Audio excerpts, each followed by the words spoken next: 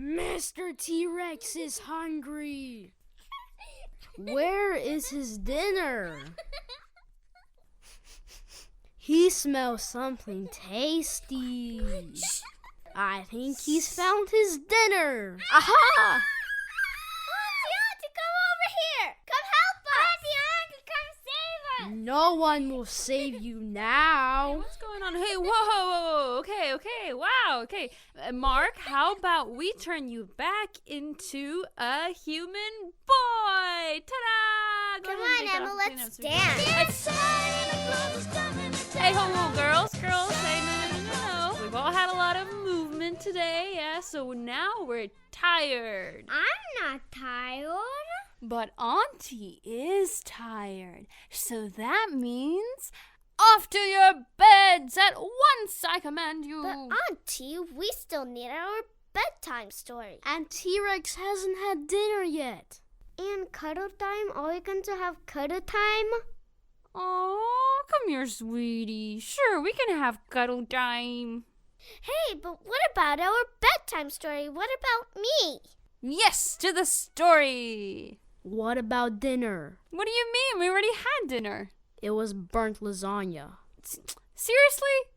Cut me some slack here, kid. I fixed my wrongs. You guys got pizza. What are you complaining about? But we didn't have ice cream yet. Mom always gives us some before bed. Ha. As if. Nice try, kid. I know my sister, and she's way too much of a health freak to let you guys have sugar at night. Now, come on, Mark. It's cuddle time. Man, our last on, babysitter girls. let us have ice cream before bed. Yeah, well, I'm your babysitter for tonight. And knowing your mom, ice cream is out of the question.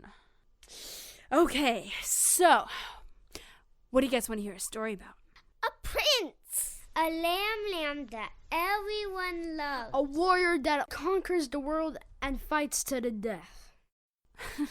Wow, okay, boy, that's an order. Let me see. I got it. How about I'll tell you a story about a noble prince who saved his beloved bride, a lamb that everybody loved and everyone was waiting for, and a warrior that fought the hardest, most gruesome battle ever to be recorded in all of history. Does that sound all right? Yeah! All right. Okay. Our story starts a long time ago, when the world was first created.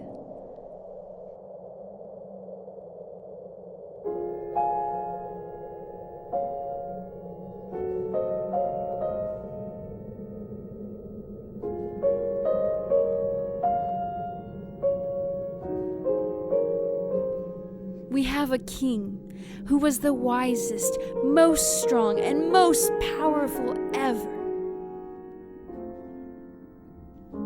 He was kind, merciful, just, and loving. He was the ultimate king, whose kingdom stretched everywhere possible. He created the... What was his name? Well, he had many names that described him in different ways. For now, we'll call him El Shaddai. He created the... El Shaddai? What kind of name is that? Wait, that name sounds familiar. Hey, are you gonna let me tell the story or not? If you keep interrupting me, we're never gonna get anywhere. Sorry. As I was saying before I was rudely interrupted, El Shaddai created special creatures that he could talk with.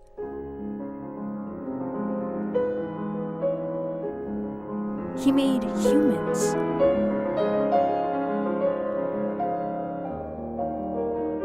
And he loved them very much.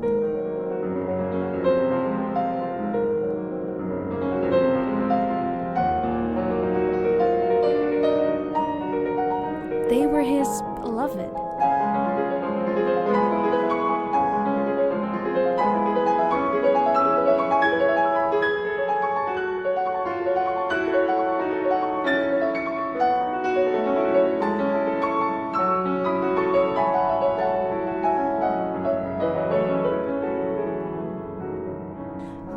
day, the king's worst enemy, evil,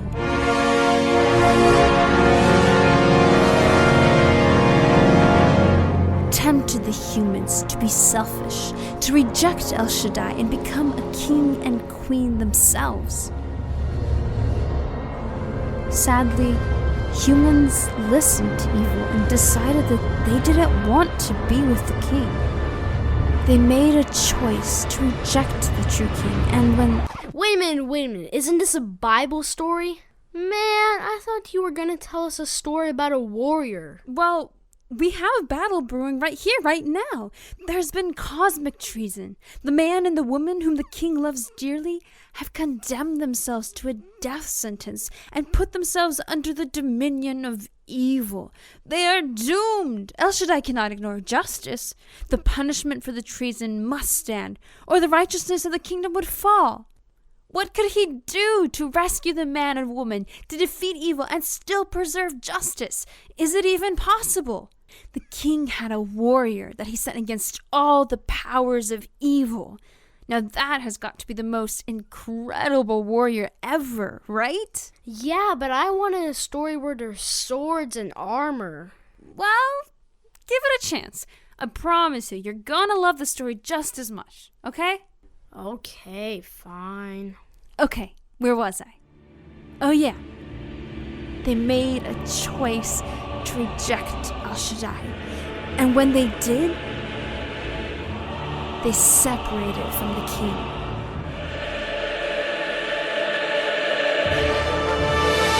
The earth that he had given to the humans to rule over was now no longer part of his kingdom, but had a new, dark king on the throne. And when they chose the enemy instead of El Shaddai, the worst thing ever known to humans entered the world. Death, the sign of the triumph of evil.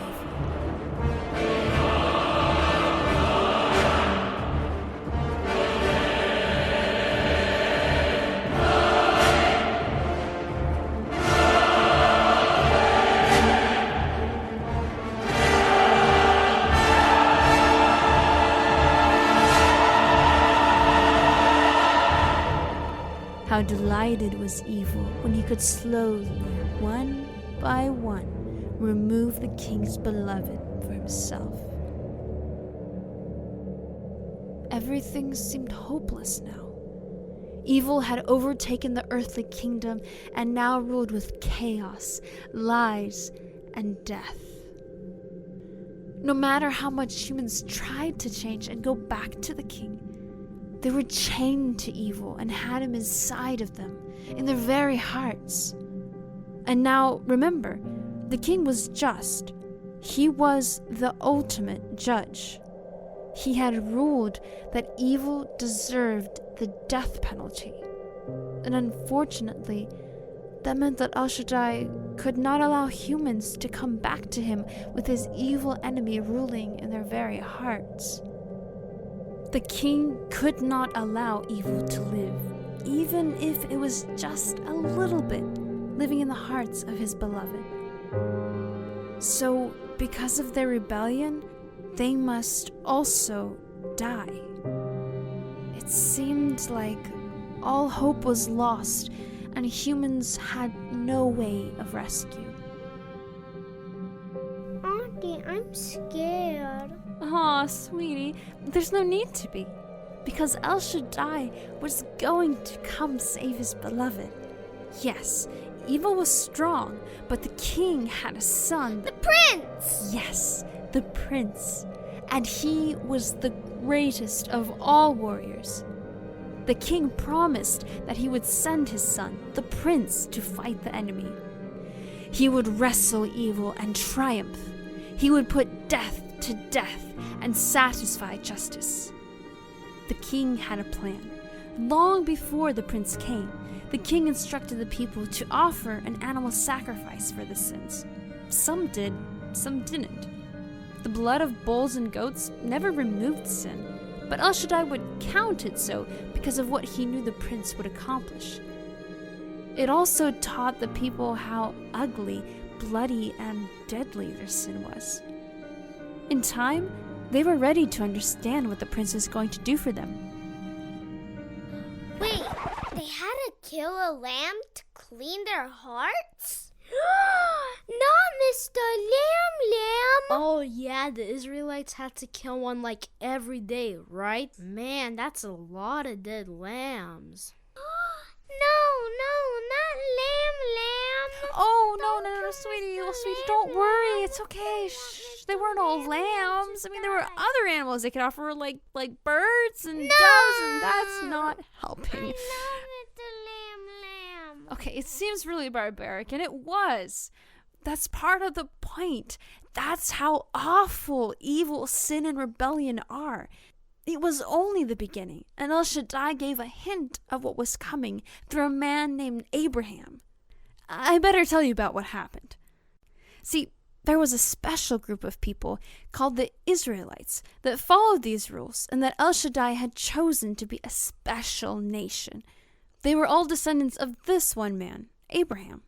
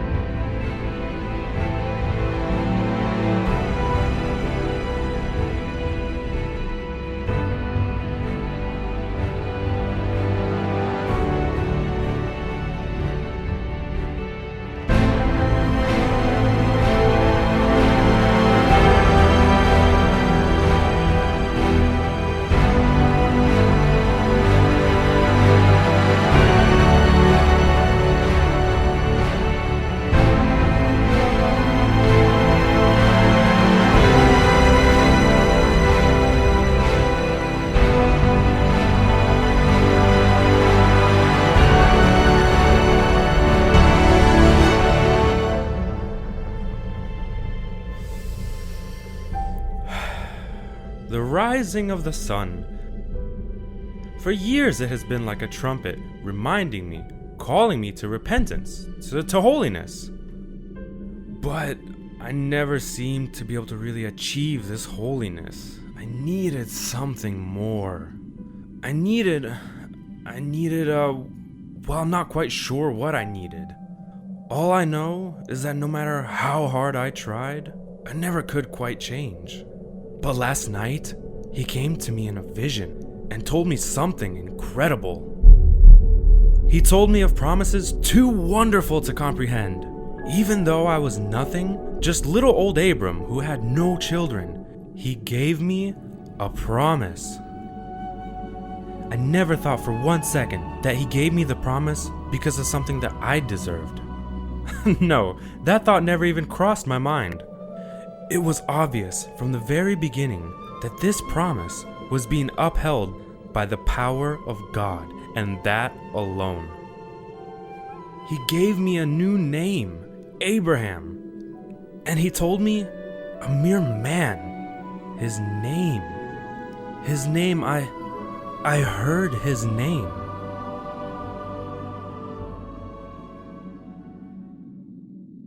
From the darkness of the earth he formed the deepest sky. He spoke and gave it birth, gave breath for its first cry. Thunder rolled and lightning struck, the oceans crashed on by. El Shaddai, the master of the world, and yet he whispered his great name to me. a man who broke all trust. Great mercy showed he by not killing me. Why would he say he wants to forgive me? Mystifying, baffling, unclear to me is he. Why would a God do this?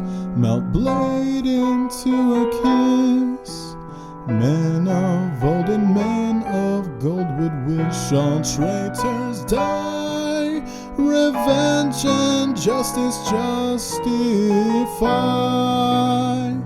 And yet he whispered his great name to me. A man of mere brown dust, a man who broke all trust. Great mercy showed he by not killing me. And now he says he wants to forgive me. El Shaddai.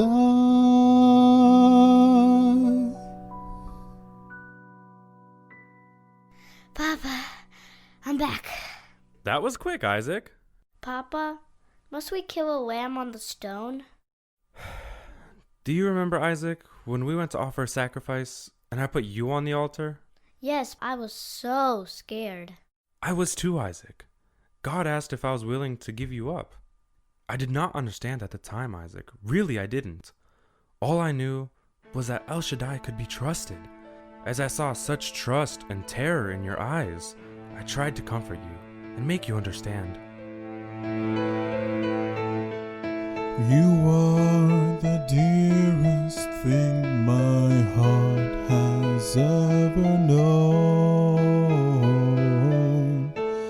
A miracle, a jewel to me, Shaddai has shown. Flesh of my flesh, bone of my bone, rest in my arms and we will safely hide in the shadow of Shaddai.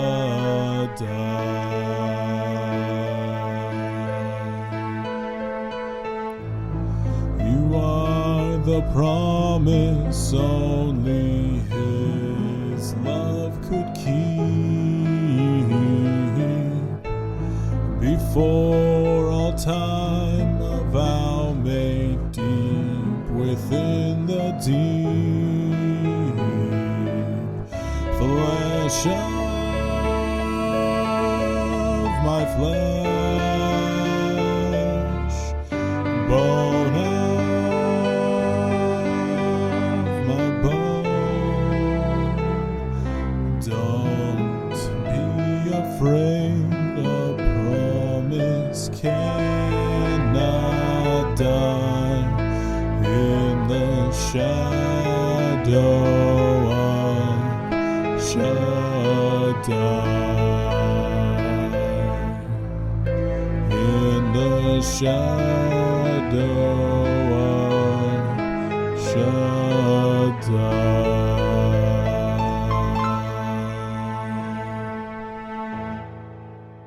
He asked me if I was willing to give you up, Isaac. And for the Lord, I was willing. But he saved you. He stopped me and gave me a ram. He gave me a substitute. You see, Isaac, we should be the ones that need to be laid on those stones. But El Shaddai has provided a substitute to save us.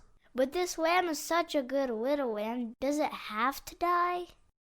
Yes, Isaac, for only a spotless lamb may be offered. You see, if a criminal dies, his death is penalty for his wrongs. He deserves that punishment. He is not capable of paying anyone else's penalty. But a spotless man might pay the penalty for someone else, if there was such a man, and if he so chooses. Do you understand? I think so. But will we have to keep killing lambs forever? I'm not sure, Isaac. All I know is that something big is coming. I know it, for El Shaddai has promised it. Come, let us be thankful for the substitute given to us, this little pure lamb that saved you and me, and wait earnestly for the solution he has promised us.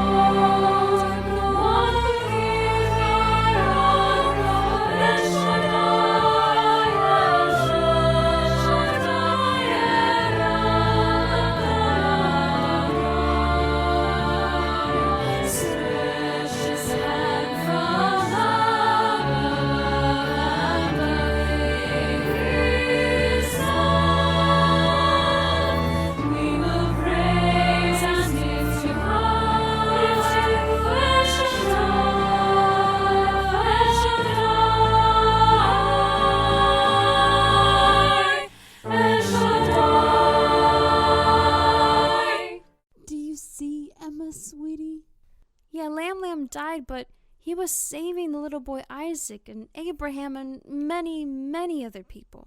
He was a superhero? Kind of, yeah, in a way, sort of. Wait, but you said the lamb wasn't enough, right? I mean, in the end, it's just a goat. And didn't you say that humans were special creatures? You're right, Anna.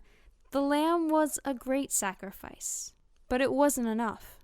Yeah, but when do we get to the part with the warrior? This story is all about lambs and love. Blech. If I was El Shaddai, I would have just killed evil right from the beginning and be done with it. Well, hold on, Mark. What about the beloved? If you were going to destroy all evil, you would end up getting rid of the entire human race. Well, that's what they get for betraying him anyways. Traitors deserve to die. It's their fault that they chose the losing side. You know what, Mark? I think that sounds fair. El Shaddai should just epically destroy evil in a huge battle. And if the beloved get in the way, well, then, oops. They kind of had that coming for them anyways. Yeah, battle time. But can't El Shaddai make an exception? Just this once? Well, that would require him to change who he was. Instead of being the always fair and just judge, he would have to become the almost always fair and just judge from time to time. And El Shaddai could not change who he was. Since before all time, during all time, and after all time, El Shaddai would remain to be El Shaddai. No more, no less. But you said he loved his beloved. Yes, and that is why there is still reason to hope in this story. Don't give up yet. El Shaddai is going to save his beloved. What? No battles? Come on! Hold on, impatient child, jeez. It may seem like your way is best, Mark, but God does not work the way we do. It's true, El Shaddai is loving, but don't forget, there's still a battle going on. Since the enemy was still king over the earthly kingdom, things were tough for that special group of people. It wasn't very long before Abraham's children were all enslaved in Egypt, living under the oppressive rule of an evil, evil Pharaoh.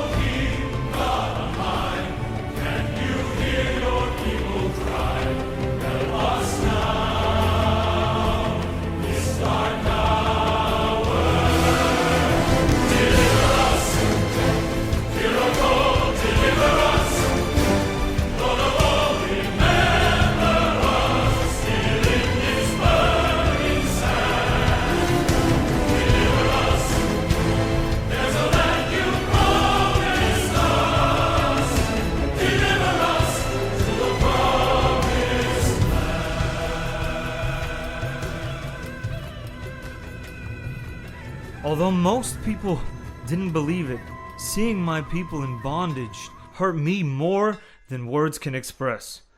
And just to make sure we're on the same page, my people were the Israelites, not the royal Egyptian family that adopted me when I was a baby. When I ran away from Egypt, I was so confused. I was hurt and afraid.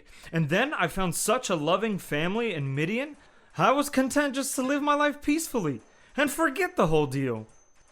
Although I was okay with how things were, God was not. He didn't forget his special nation that was under the harsh rule of the merciless Pharaoh. One day, El Shaddai called to me from a continuously burning bush. It didn't burn up or consume the bush. It just kept on burning and burning. I know what you're thinking, but I am not crazy. It was terrifying to stand in such a holy place.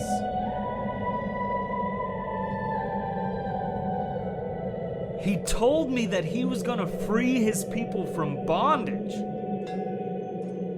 I, of course, was on board right away. I was ready to go as soon as he mentioned it. Okay, not really. I wish I was, but I actually tried my best not to be the man to do it. I begged and pleaded, but God had a plan. Was it easy? Absolutely not. So much pain and distress to the crops, animals, people. But one thing was made clear to all individuals, from the slave to the Pharaoh. God was going to get his people out. El Shaddai had heard the cry of his people, and he had stretched out his hand. And what a heavy hand that was. I would not want to be at the receiving end of that. No, sir. Man, the wonders we saw, the miracles. In the end, the people almost didn't believe that they were free.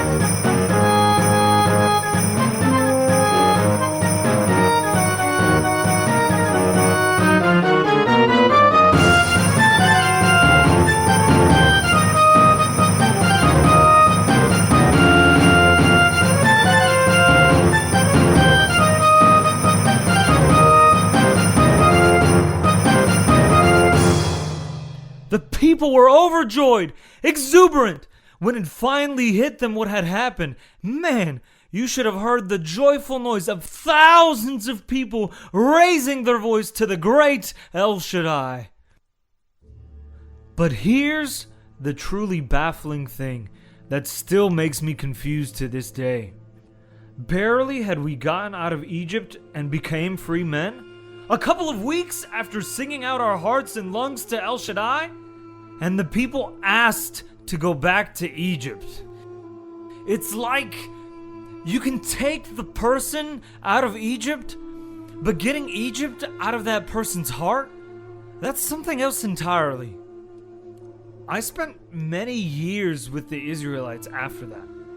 And I'll be honest, the more time I spent with them, the more troubled I became.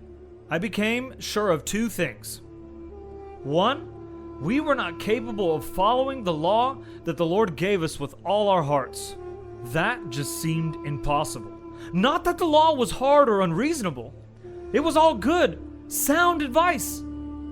The problem was that although we were out of Egypt, we all still had little mini pharaohs in our hearts, and they were holding us captive.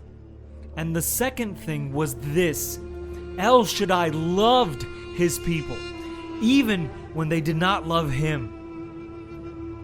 What did this all mean exactly? I couldn't tell you. But something was going to happen.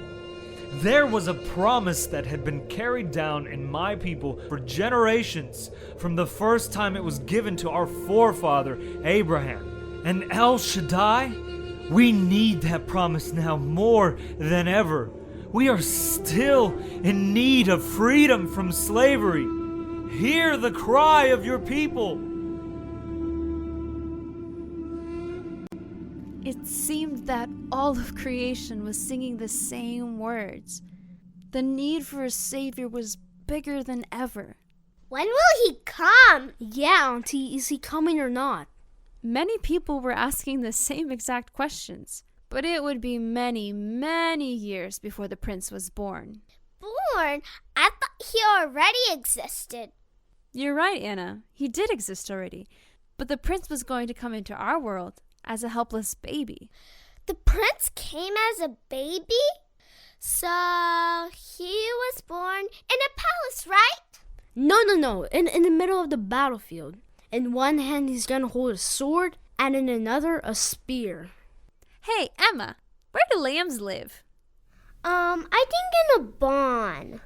In a barn? Oh, yeah, I keep forgetting this is a Bible story. Baby Jesus was born in a manger, where the shepherds and wise men visited him. That's right, Mark. Now, I don't know if you know this, but shepherds were the lowliest of people.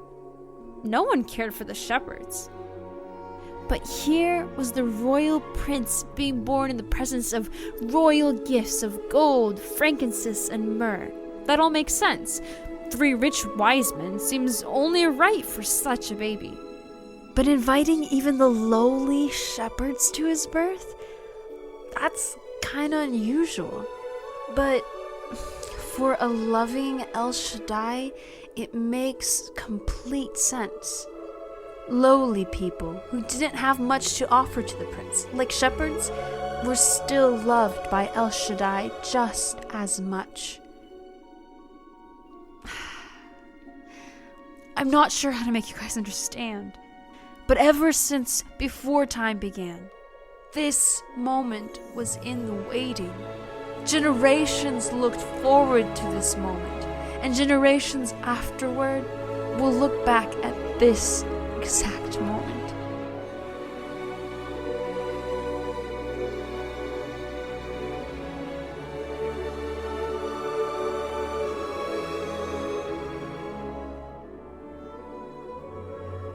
So here is your prince. Here is hope, finally born.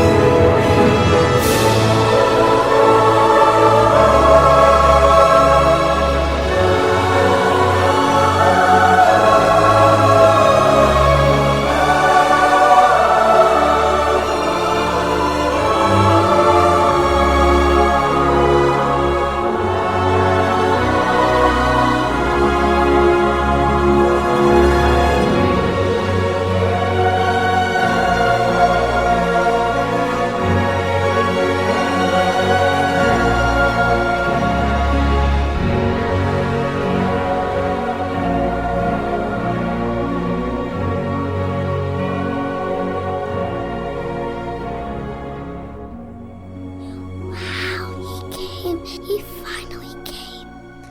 You, my friend, are gonna be a mighty warrior. Sleep, little buddy, because you've got a lot of work to do when you grow up. Wait a minute, this doesn't make sense. El Shaddai is a king. He was the wisest, most strong, and powerful ever. He's the ultimate king. So why did his son come as a baby? He's so small and helpless and weak. This doesn't seem like a place for a king. This is a stable, for crying out loud. Okay, yes, good, Mark. That's the question we all need to be asking. Why did he do this? This is bizarre. This is crazy. This is so not what we would expect a king to do. Or at least not what we would expect a human king to do. Because you're right, this is a grand creator. Thunder rolled and lightning struck, the oceans crashed on by. See, that is El Shaddai, the master of the world. And yet he whispered his great name to me. I mean, who are we? We're the shepherds. We're nobody. We're a man of mere brown dust. In fact, we're even more. We're a man who broke all trust. See, we're the traitors, just like the beloved. Great mercy showed he by not killing me. That was enough. But now he says he wants to forgive me. That's bizarre. That's crazy. It's mystifying, baffling, unclear to me, is he? Why would a god do this? Melt blade into a kiss? That doesn't make sense. That's not how humans work. Because you see, men of old and men of gold would wish all traitors die. We understand that revenge and justice must be justified. But that's not how God works. This is my favorite part because it shows such a clear picture into who God is. You want to know what El Shaddai means? It means God Almighty.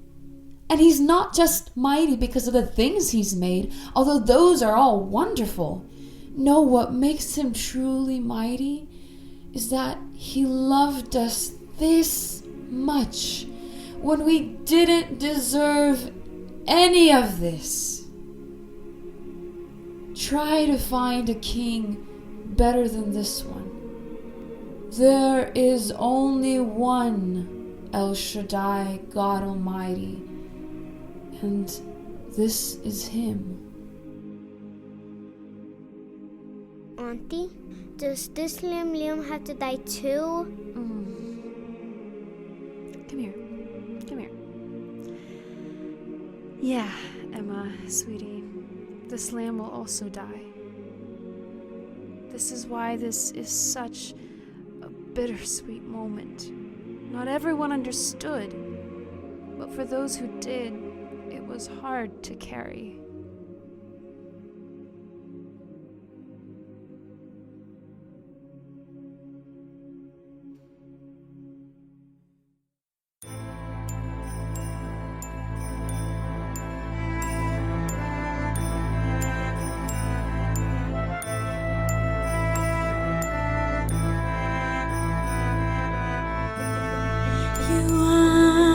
Dearest thing my heart has ever known, a miracle at you to me, Shaddai had shown. Flesh off my flesh, bone off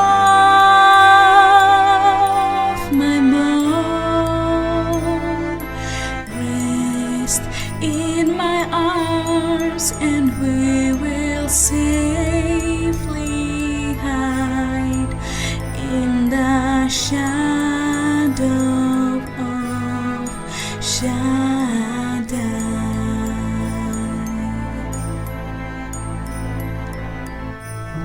You are the promise only His love could keep.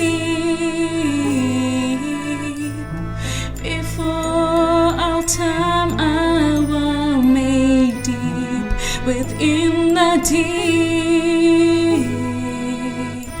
Flesh of my flesh, bone of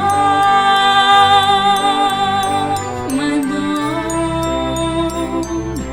Don't be afraid, I promise cannot die in the shadow of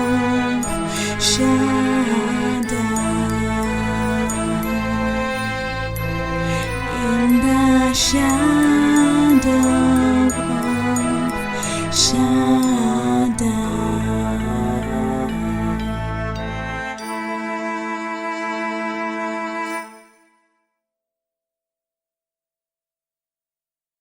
The birth of the child didn't just bring hope and sadness, but it also struck fear in the very heart of evil. It knew that this child had come to bring an end to its reign. As the child grew, all the forces of evil were bent to destroy him. Temptation, hatred, lies, all spun around him, trying to defeat him. Battle after battle, blow after blow was fought, but the prince seemed too strong. No temptation was too great for him, no crowd of people strong enough to make him give up his fight. Finally, the enemy unleashed its greatest weapon: death.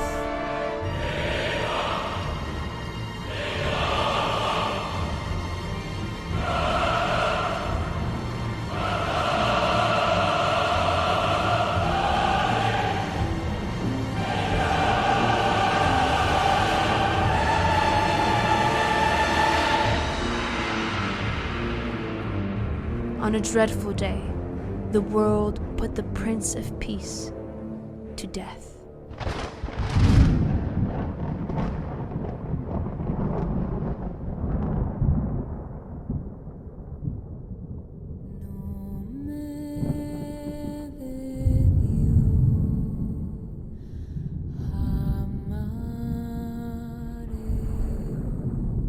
They punished him for crimes he did not commit, and sentenced him to the worst possible execution of the death penalty.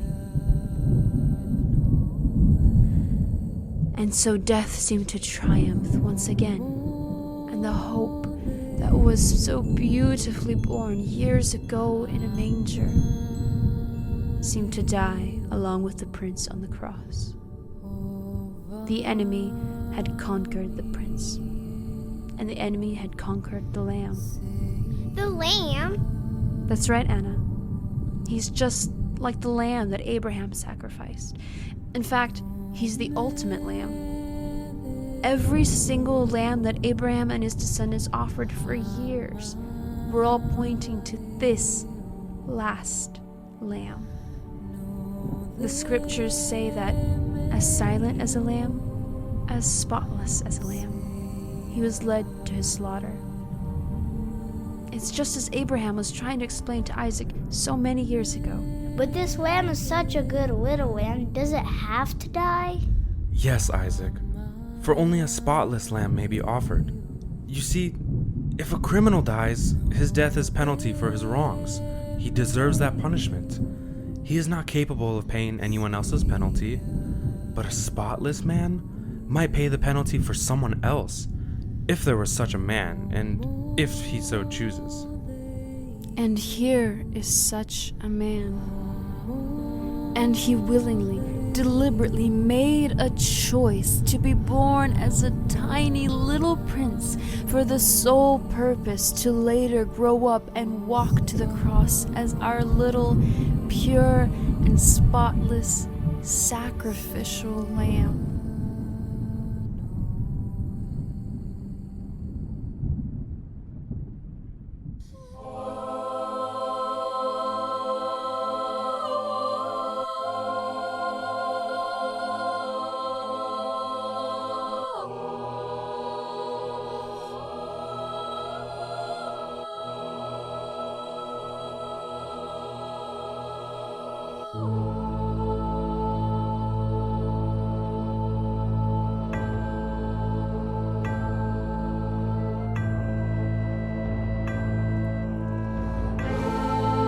You are the dearest thing my heart has ever known.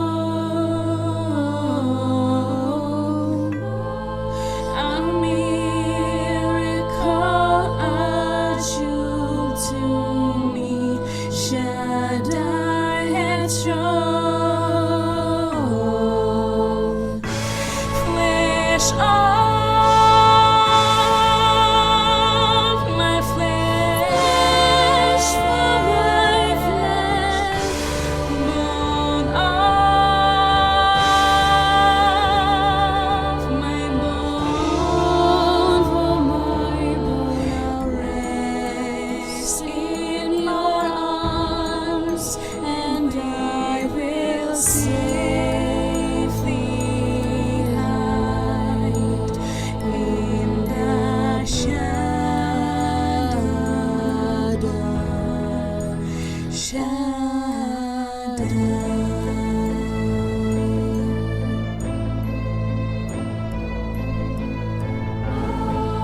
You are the promise only His love could keep. Before time I found me deep within the deep. Flesh of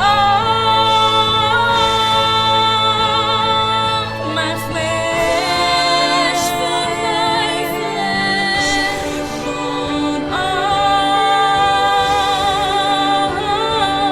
my bone, for my bone, I'll rest. Be afraid, I promise cannot die in the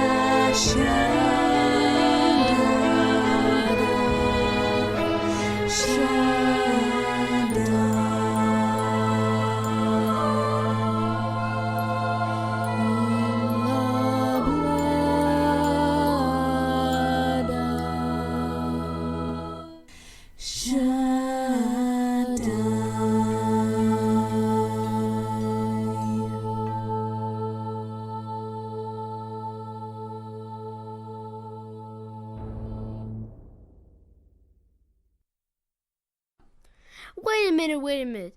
You said here was the prince and here was the lamb. But where is the warrior? This sounds like a funeral, not a conqueror's cry. I get he saved us, but this is so sad. He can't just die. Well, hold on, Mark. Who said the story was over yet? Evil was rejoicing and praising death for the power it held. But what a mistake that was.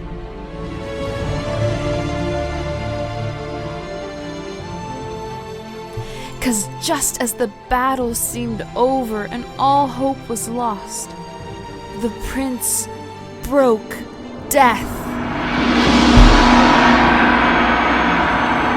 He rose again, and to the astonishment and utter horror of evil, he won the battle.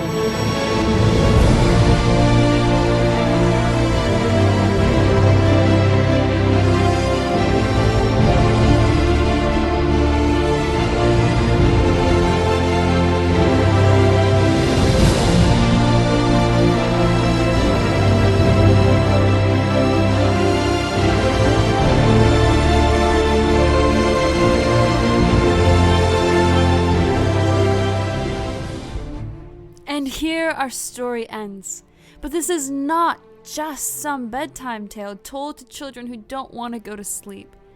We believe with all our hearts that the words told here are true. There is a mighty El Shaddai that won a way for us to be with him. So what happens next? Well, That all depends on your response. You may choose to believe it and accept the invitation to be with the mighty king. Or you can choose to believe that it's just a very nice bedtime story and that's all it amounts to. But let me just tell you that you'd be really missing out on something incredible.